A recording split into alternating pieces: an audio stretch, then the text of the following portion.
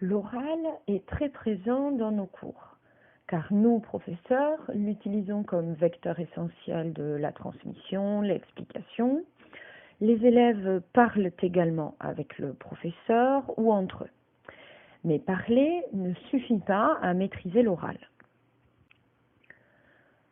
L'oral apparaît dans nos séances sous des formes diverses. Cela peut être une restitution ou récitation d'éléments mémorisés, la lecture d'un document. L'oral peut être parfois plus spontané, improvisé, lorsqu'il s'agit de répondre à la question du professeur ou pour exposer une prise de position lors de débats en éducation civique par exemple.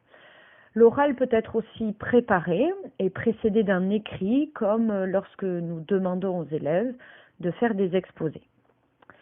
Mais souvent, l'oral dans nos classes est peu construit par les élèves, et si les élèves parlent, ils ne savent pas toujours s'écouter et faire de l'oral une véritable situation d'apprentissage.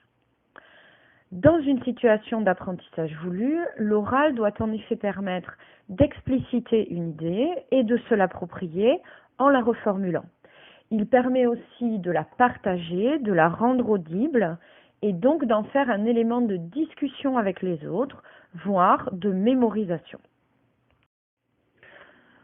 L'oral doit pouvoir se suffire à lui-même et ne pas être seulement un temps de pause ou de préparation dans une situation d'apprentissage très souvent tournée vers l'écrit.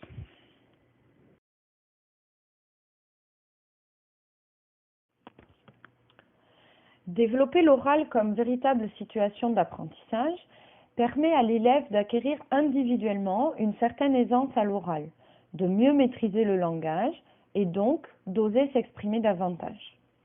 Il s'agit aussi de mener progressivement les élèves vers des interventions à la fois spontanées et réfléchies, structurées. L'oral peut permettre de construire une démarche d'analyse. Il n'est pas forcément l'aboutissement de la situation d'apprentissage. Il peut être réflexif, servir de brouillon à la pensée en construction. Enfin, construire une séance autour de l'oral permet de former des citoyens qui réfléchissent par eux-mêmes et qui peuvent intervenir dans la société en prenant la parole en public. Au sein de la classe, travailler par l'oral permet de créer un espace d'échange, d'interaction, de développer l'argumentation et au besoin l'esprit critique, toujours dans le respect des autres.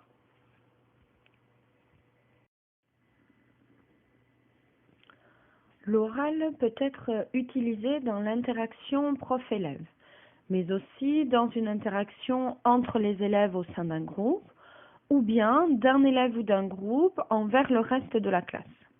Dans tous les cas, il doit être clairement explicité comme l'enjeu de l'activité proposée.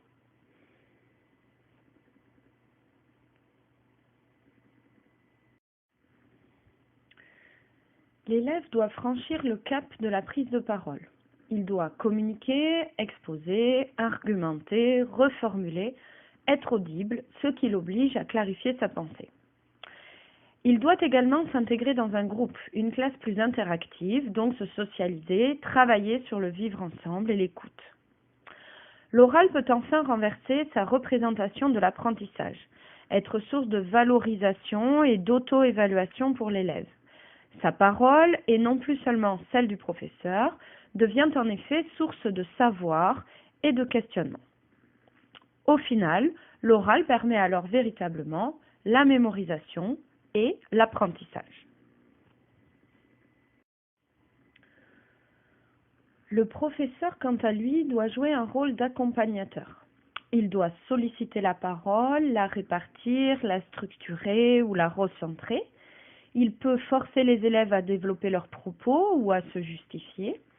Il valide également les réflexions des élèves et doit pouvoir rebondir sur les interventions pour les enrichir au besoin. Dans le cadre d'un oral spontané et en groupe, de type débat par exemple, le professeur doit être le régulateur, le chef d'orchestre.